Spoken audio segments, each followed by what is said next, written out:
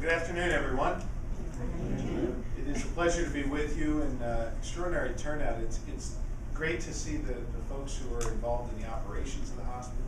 I see our chief of staff and our medical side of the hospital. Of course, my pop, who's here representing the babies of the hospital. And I'm really thrilled to have the turnout we have for Secretary Hanger today, who is here at Abington, and really getting the opportunity to see the wonderful things that we do here at Abington Memorial Hospital. Mr. President, thank you so much for the kind introduction. And I will tell you, we had the opportunity, Larry and I did, to visit just a week or so ago, and I'm so impressed with the decision that this hospital made to bring Larry on board. He is really going to be just an extraordinary member of the leadership of our community, and I have no doubt will lead the hospital to continue great heights. So we're so excited to have you complimenting the wonderful work that Meg has always done here. Meg is, tell you, all business. She decides she wants something, she goes out and gets it, and she comes to me, and I'm sure I can speak for the Congresswoman, comes to the Congresswoman and says this is important to us. We know it's important. Meg, thank you for everything you've done.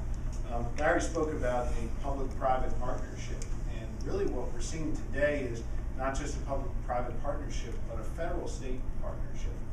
There has been a significant amount of misinformation and catcalling and a lot of negativity that has surrounded the discussion of the federal stimulus bill. What we have today, by virtue of Congresswoman Schwartz's vote, the Congresswoman couldn't be with us today, but we want to make sure to thank her and we'll hear from her aide.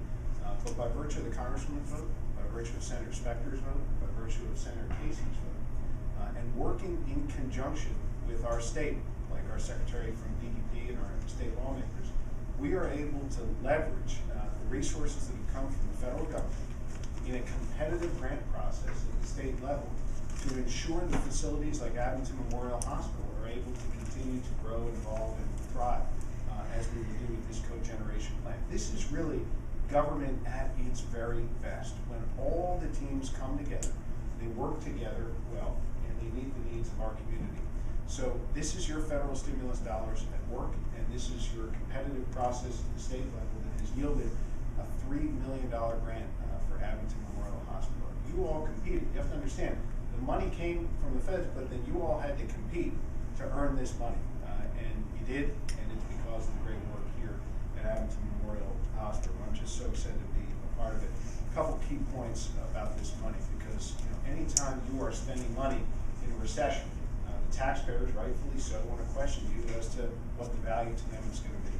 Folks, we are going to save $2 million a year by virtue of this, in our energy costs, by virtue of this investment. Today, 66% of the energy that is generated at the hospital, as I understand, is going to be generated right here as a result of this investment. We're going to create jobs in the short term, 79 jobs in the short term, and they won't be sustainable over time, but we're going to have folks who are manning this facility and or womaning this facility and ensuring that it works to its very best capacity. So we are doing everything we're supposed to be doing. We're creating jobs, we're getting the economy going, we're doing good things for the environment, and we're doing it in a way that brings the federal government, the state government, and the public sector and private sector all together to make it work. So to that end, I referenced the vote that Congresswoman Schwartz put up, as well as our two senators put up, to ensure that these dollars could flow to the state in this competitive process.